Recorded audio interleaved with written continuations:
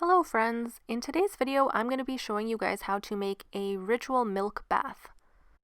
These sacred milk baths date back to Cleopatra and more recently in Afro-Caribbean traditions which use white baths for spiritual cleansing and purification. Milk baths also have wonderfully nourishing and moisturizing properties for the skin. You can do this bath before any ritual work on a full moon to remove any negative energies, cleanse your aura, and aid in manifesting your desires. For this bath, you will be using all vegan milk ingredients, unlike the traditional white baths which use goat milk predominantly. So if you're not vegan, you can also try using goat's milk or cow's milk, but all the ingredients here will be vegan. The first step before we do this bath is to make your own oat milk.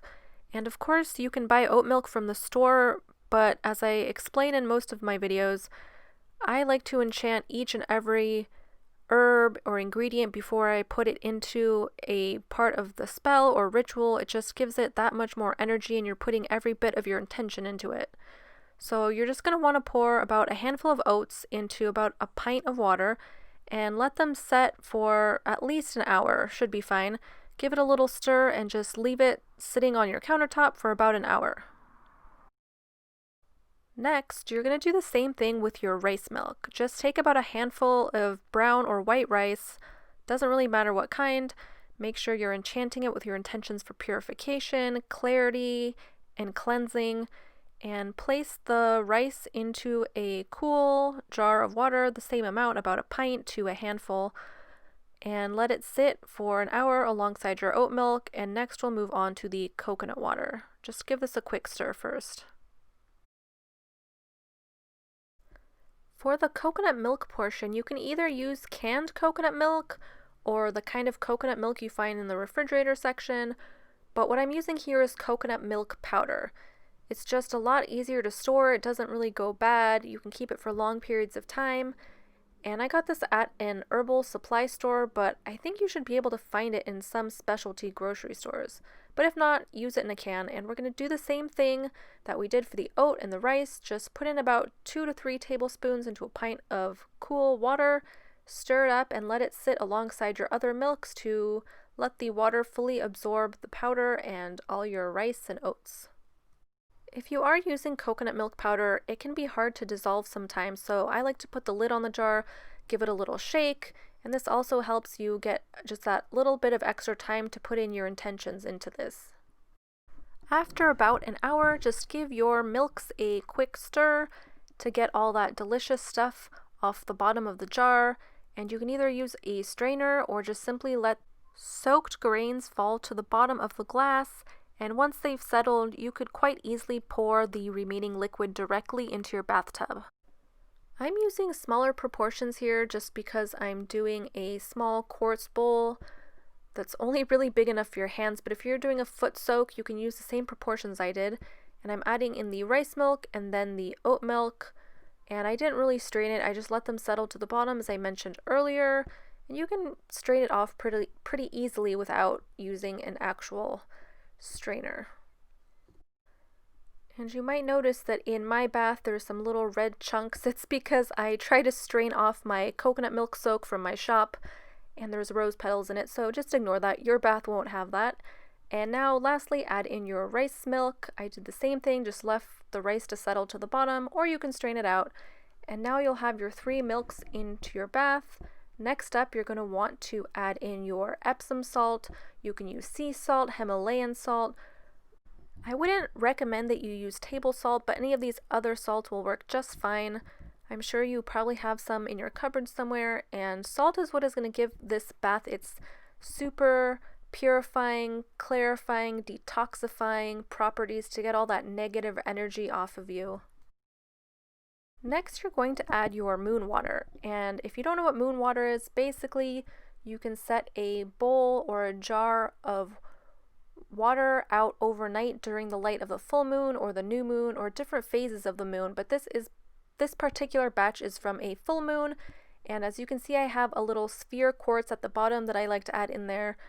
And a lot of recipes for these types of ritual baths use holy water. If those align with your personal beliefs, you can also use holy water, but I chose to use moon water for this one. You are going to add a small drizzle of honey, 2 to 3 tablespoons is fine, and this delicious honey is actually collected from bees from a white sage farm down here in Southern California, so that white sage adds that extra cleansing property that we're looking for in this bath, but you can use any type of honey, any kind will work just fine. These types of purification baths usually call for white flowers.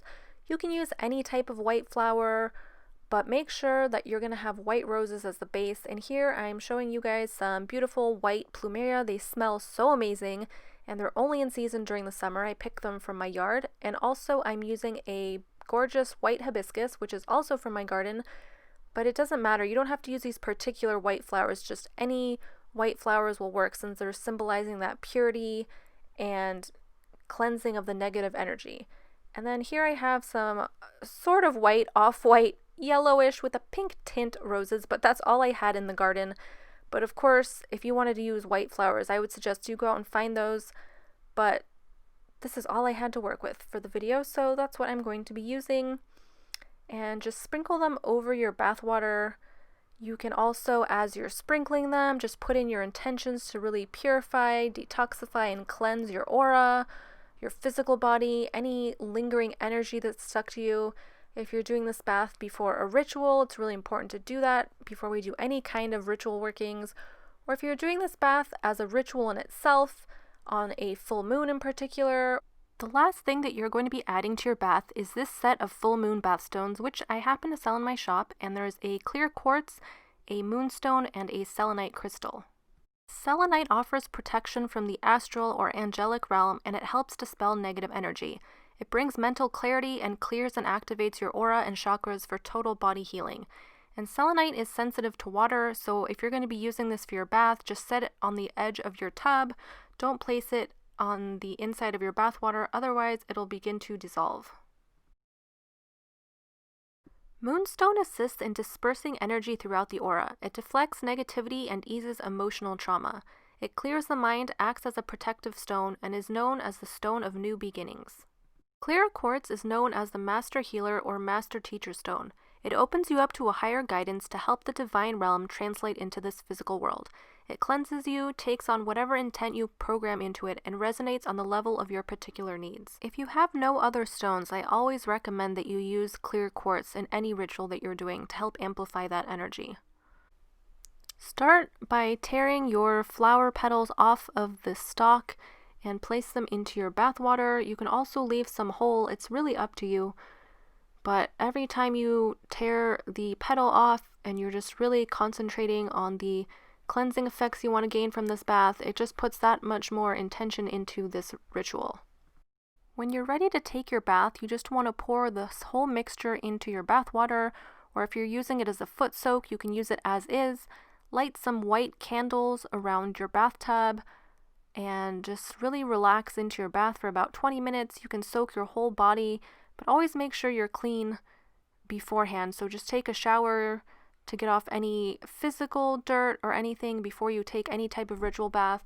And if you have any other questions or comments, just leave them down below. Don't forget to subscribe, and thanks for watching. See you guys next time.